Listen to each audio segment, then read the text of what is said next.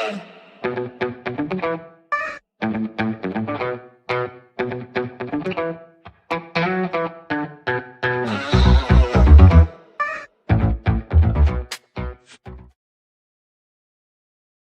hello there, and welcome back to another episode of Crypto News with Julie Kennis. I'm your host, Julie Kennis. As always, this show is powered by the Gokhshtein News Network, and I apologize for being a tad late today. It happens. Today is the last official day of summer here, so there are some things was busy taking care of this morning. Some things on my to-do list before the kids return to school.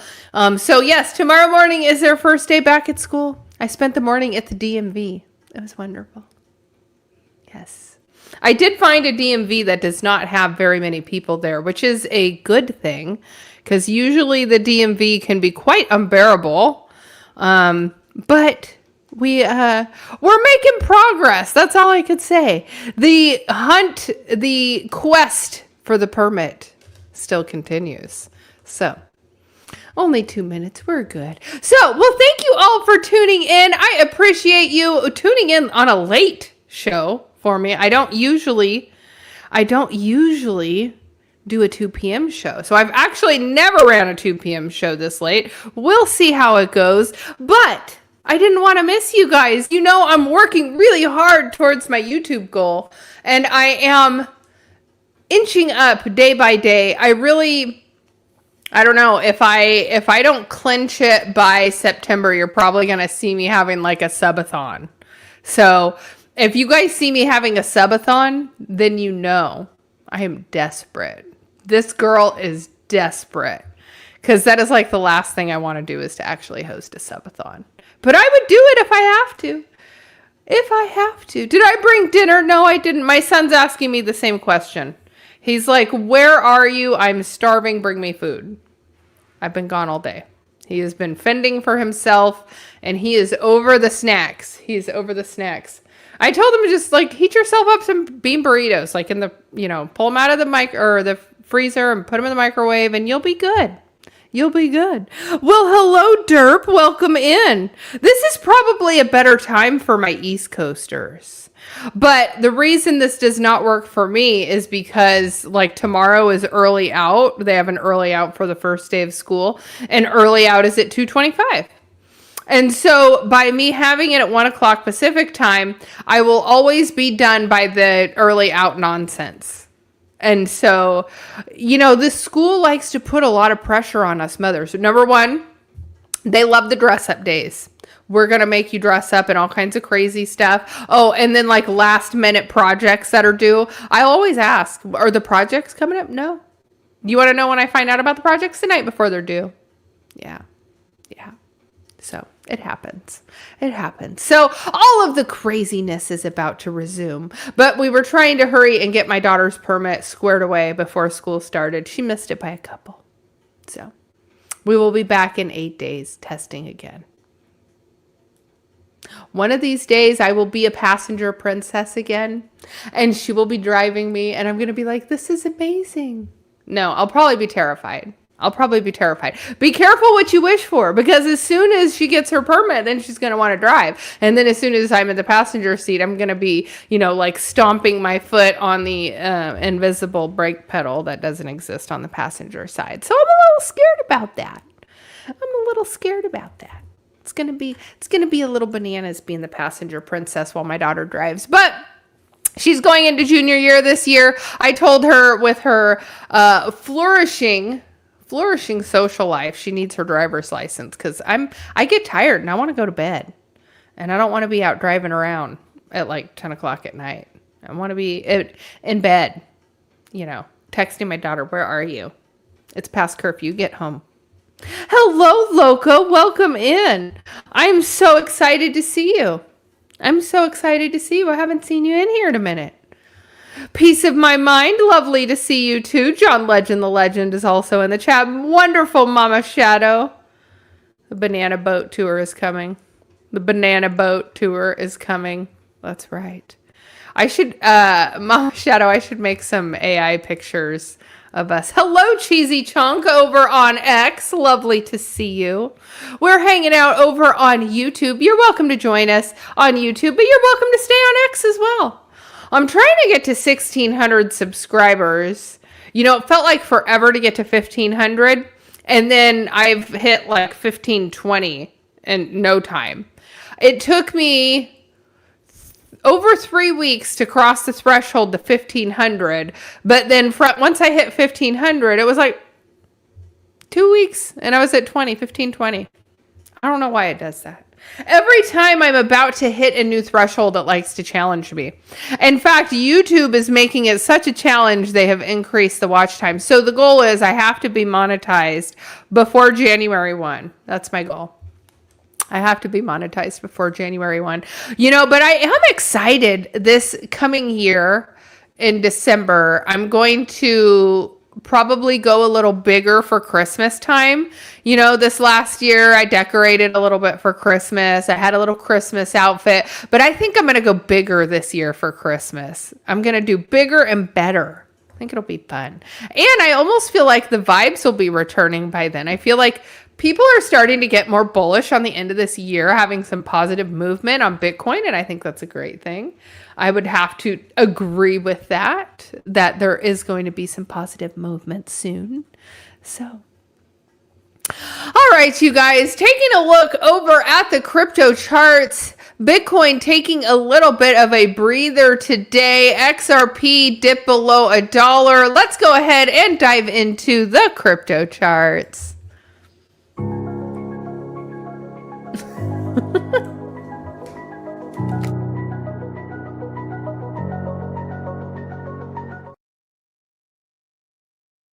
Push the button. I pushed the button and it felt a little laggy. Mama Shadow says that she's got her 7-foot tall tree. That's beautiful. That's beautiful. At first I thought it said 7th tree and I was like, wow, you have 7 trees? That's wild. I think if I had 7 trees, I wouldn't even undecorate them. I would just like wrap them with a tarp and then put them back in the garage. And then that way I wouldn't have to redecorate 7 trees every year. I do have a couple of trees though, but I do have fun decorating it. But I'm almost to the point where I just want to pull it out and have it fully decorated each year.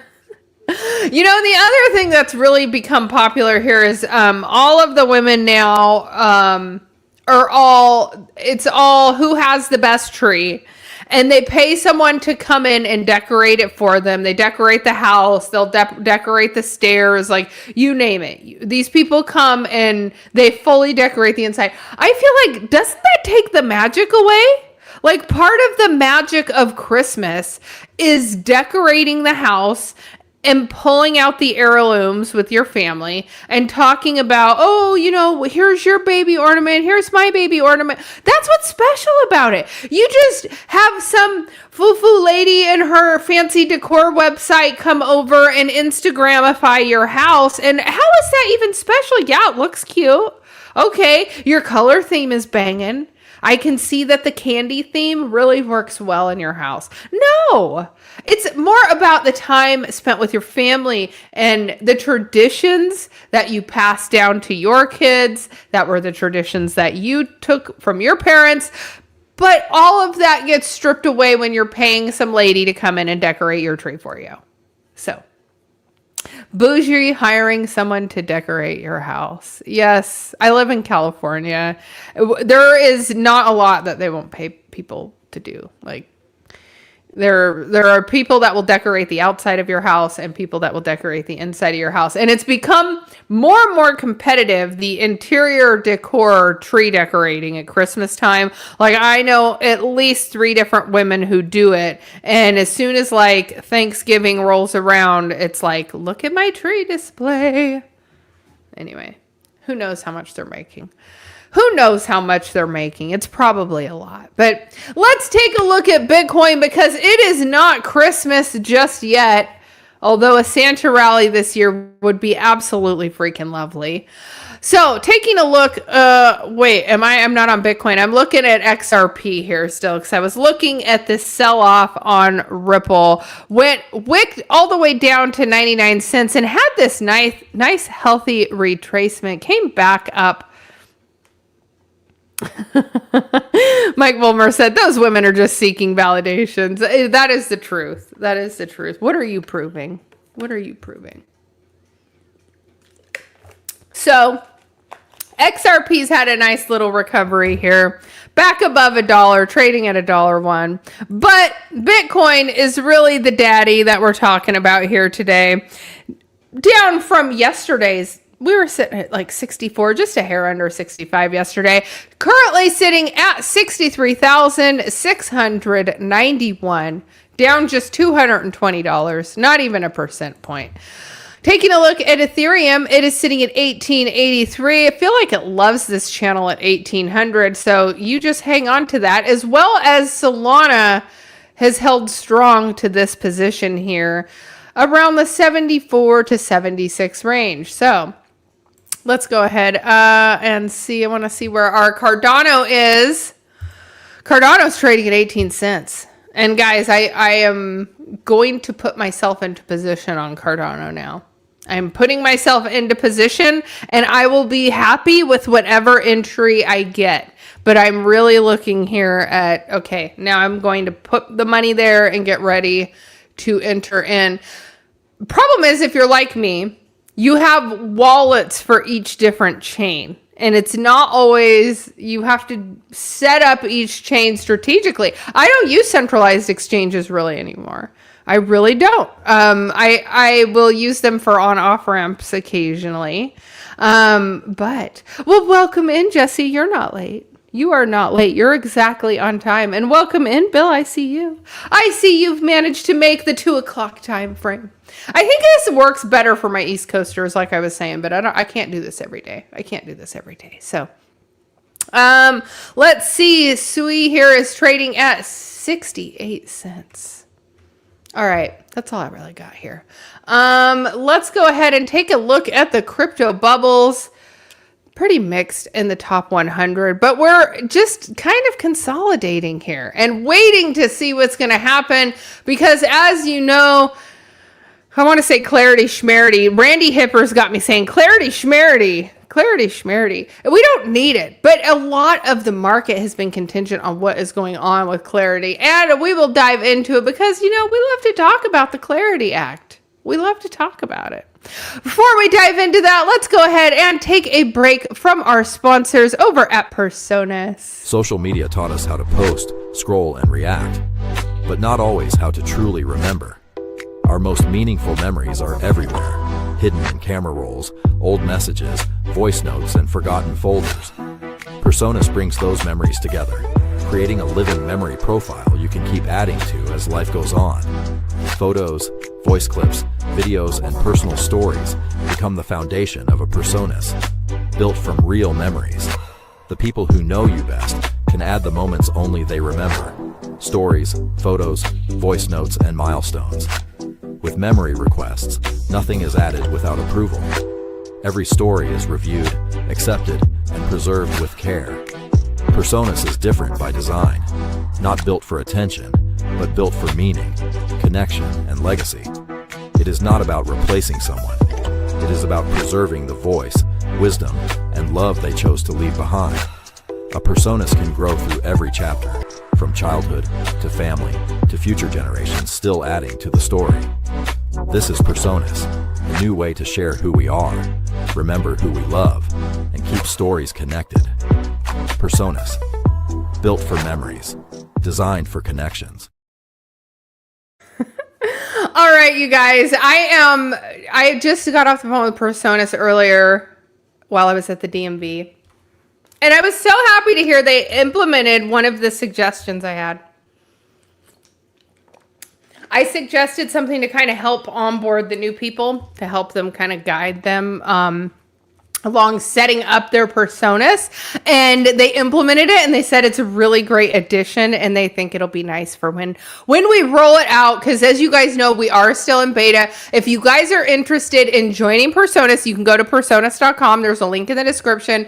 And register that you're interested in being on Personas with us. So it's a super fun new way to have social media. And yes, we are going to be playing with my Personas. I need to do I'm really sad that I didn't get a chance to do this last weekend, but this last weekend was just so busy. The last weekend of summer, I had a bunch of little boys at my house, a bunch of 12-year-old boys. It was how you would expect a sleepover with 12-year-old boys to go. There was a lot of talk of farts and things like that. And not going to sleep and giggling. And yeah, it was funny. It was funny. But you guys, I digress. I'm excited because Personas is bringing really cool new products. And you guys are going to be the first. You guys are the first to hear all about it here on the channel. You guys have been the first to even demo it when we go to play with my Personas. So we are going to set up another live stream where we will go on and play with my persona some more. That way you guys get familiar with it. Hopefully you guys join me over there. But if you register your interest for joining us on Personas, that just helps. It helps us know how big the network is going to be. Then I know who I need to add into my circle, and then we can add stuff in our memory galaxies. It's cool stuff. It's cool stuff. There's nothing else like it.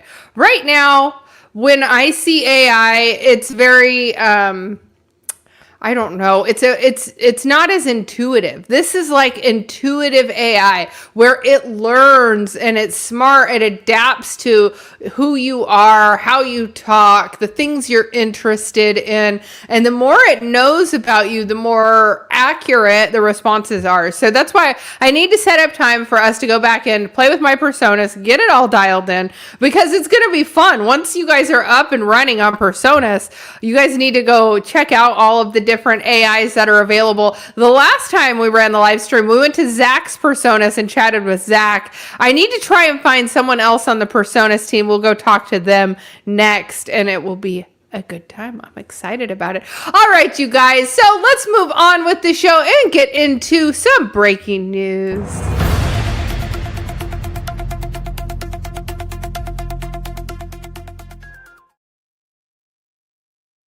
All right, you guys. This one says FlightAware sues Kalshi over flight cancellation data.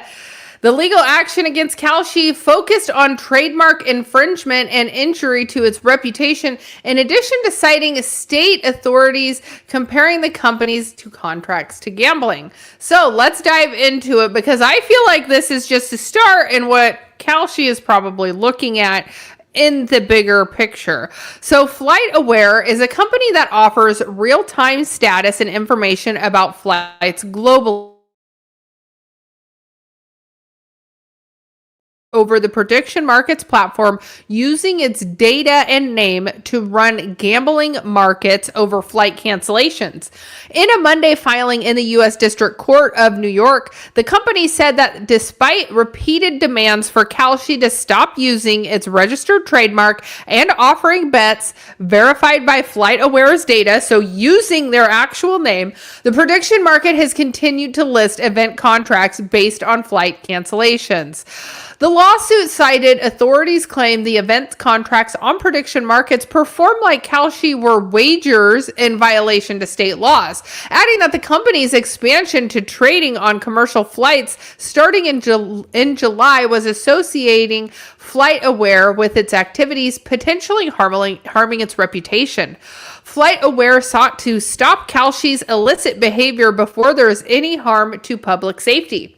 There was widespread outrage and concern that the market would incentivize unsafe tactics to impact cancellations, threatening public safety and creating the potential for massive disruption in air travel. So airlines condemned the markets and said in the lawsuit, and due to Kalshi's unauthorized use of FlightAware data and mark, customers immediately assumed that FlightAware was involved in the scheme. So the FlightAware lawsuit, while based on trademark infringement, breach of contract, injury to its reputation, and unfair competition, is just the latest in legal entanglement for prediction markets like Kalshi and Polymarket. Many gaming authorities have petitioned courts to block the company's event contracts for residents in what it's expected to become a showdown between federal regulators and state officials over alleged illegal gambling gambling practices, usually focused on sports betting. So that, I think, you're looking at states like Nevada, which has already had to do so much to get through gaming and to be able to allow there to be gaming and legalized gambling in the state. That's not everywhere. Like, I'm from California, and when you grew up in California, we would drive to Vegas, yes. And as soon as you hit state line there at Prim, they would have all of the hotels for people who were tired from driving, still had almost another hour to get to Vegas. So people would all stop at state line, because as soon as you hit state line, you were able to gamble. Now take that, all of the lost gambling proceeds, people that would have potentially gone to Vegas, and now they can gamble from their phone with these prediction markets, and they've just completely found a loophole here to be able to do this. Now, where I think this gets really funky is if you have people who work within the airline industry and have the ability to potentially cause a catastrophic delay. Let's just say you have an airline mechanic who is into this type of sports contracts. What are we calling them? Anyway, if they are aware that a repair could potentially cause a cancellation, then you have people that are there on the tarmac that know, okay, well, either potentially there's a storm coming, or we have this flight being delayed. There's just things that can happen.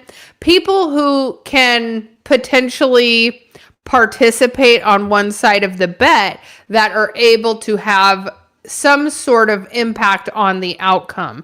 And so this is where I think it gets really sketchy. Props to FlightAware for chasing this down. And I think ultimately this is what's going to be what is the downfall of Kalshi, because I think Kalshi came out really hot. They had a lot of marketing behind them. They were overtaking Polymarket with all of the betting, contract betting. And now it is, if they end up in all of these different lawsuits buried under litigation after litigation and all of these attorney fees, eventually the company is not going to be profitable anymore. So, it'll be interesting to see what happens with this. This is the first I'm seeing of like someone who has nothing to do with sports betting, like isn't directly impacted, but they're like, hey, well, we're part of FlightAware. This is our data. You're harming our brand, and you could potentially be harming people on the ground. Like, imagine if somebody was flying back to go see their dying mother or dying father, and somebody's like, oh, well, I could do this bet that this flight's going to get canceled and then I make all this money. I mean, there's all these people whose lives would be impacted as a result of one potentially negligent person who wants to get rich off of this. So I think it's good for FlightAware to go after this, because there has to be some sort of regulation, and there isn't any. There is absolutely none. I mean, insider trading about politics, it's okay. That happens. Nobody's getting in trouble for that. Unbelievable. Unbelievable. So, all right. Moving on to the next story. Strategy CEO says company will resume Bitcoin accumulation this year. The company has bought roughly 25 times more BTC than it has sold this year, despite recent sales that challenged its long-standing accumulation strategy. Strategy CEO Fong Li said that the company plans to resume accumulation of Bitcoin later this year, even after shifting business priorities prompted it to sell its portion of its holding in a move that drew scrutiny from the market. In a Monday interview with Fox Business, Li said Strategy had purchased around 175,000 Bitcoin since the beginning of the year, while selling roughly only 7,000 BTC, making the company a significant net buyer. That's about 25 times more buying than selling. And he added that Strategy has gone from the world's second largest institutional Bitcoin holder to the largest. we'll get back to buying more Bitcoin through the course of the year. Here's what I want to know is, why wouldn't you be buying now? Why wouldn't you be buying when it's low? I mean, do they think it's going to go lower? And they were already purchasing majority of that Bitcoin higher than what they sold it at. So did they take a loss? Were they taking a tax loss? That's kind of what I'm thinking. While Strategy has accumulated more than 840,000 Bitcoin, it has sold Bitcoin on 4 occasions since May, with the most recent sell totaling 1,690 Bitcoin. The company has used proceeds from its recent sale to support preferred stock dividends, share repurchases, and its US dollar reserve. Despite the relatively small size of sales compared to its overall holdings, Strategy has faced scrutiny for departing from its long-standing never sell approach. And of course, the Bitcoin treasury model is facing pressure in the bear market because, well, it's just not a profitable strategy during the downturns. All right. Moving on. Following Senate delay, crypto bill has a narrowing window to become law. In fact, it will probably most definitely not become a law this year.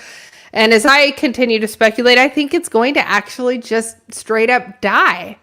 So after the August recess, lawmakers in the Senate will have just 36 days in session before the end of the year to pass clarity.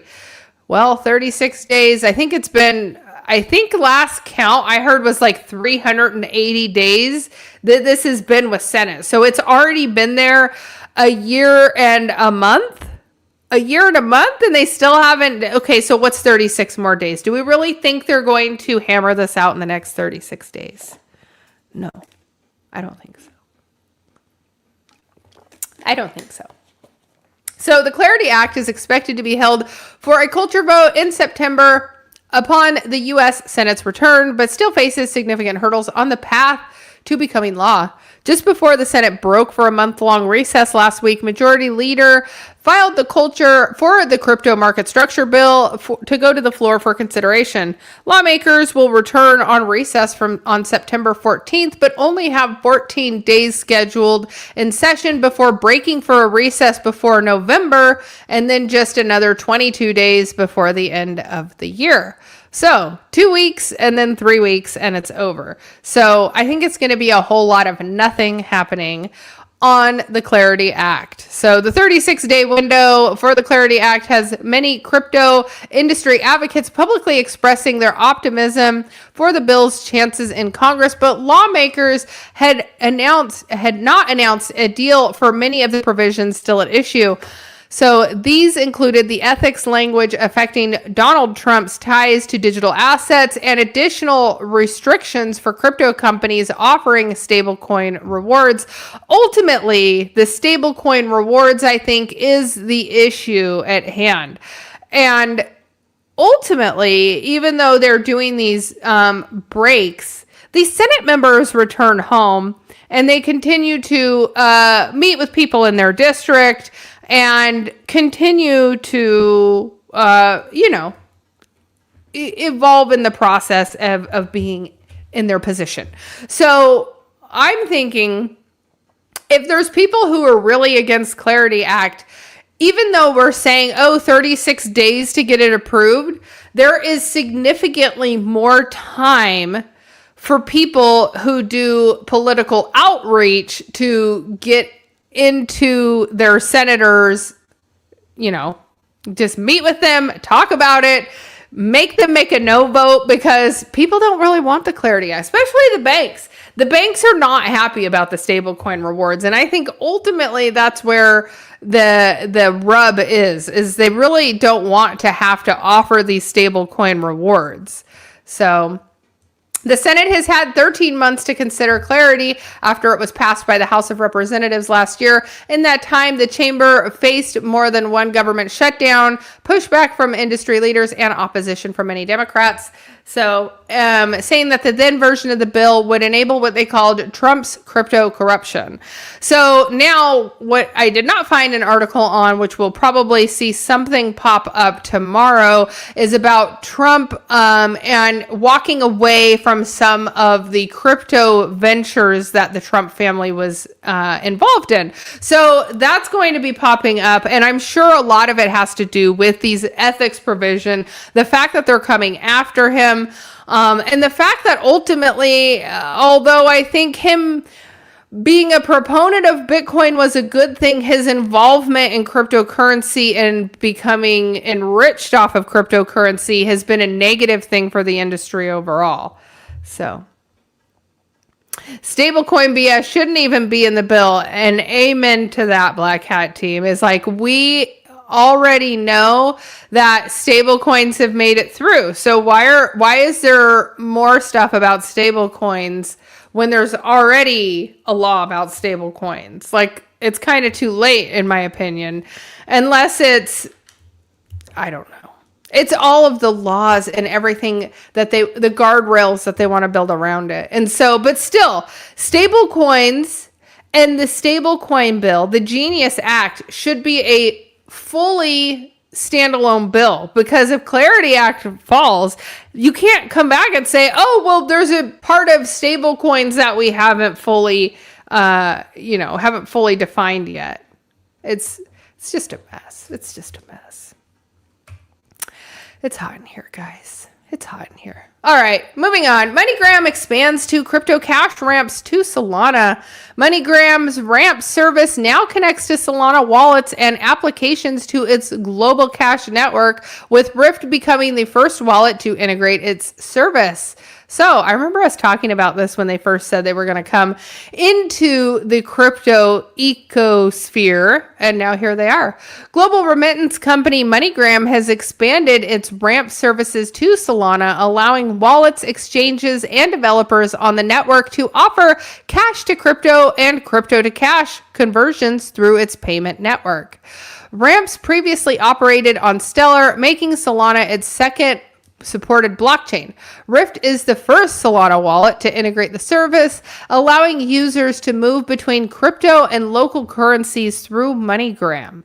In an X post announcing its launch, Solana said MoneyGram serves more than 60 million customers through nearly 500,000 local retail locations across more than 170 countries, with the network now accessible to Solana developers through a single API. Ramp supports cash deposits in more than 25 countries and withdrawals in more than 170 countries and territories, according to MoneyGram. The service, also integrated into the Solana developer platform's payment module, lets developers add MoneyGram's fiat on and off-ramp infrastructure without building their own banking integrations. That's actually really huge, in my opinion. The company said that Solana launched it as part of a broader effort to make ramps available across multiple blockchain ecosystems.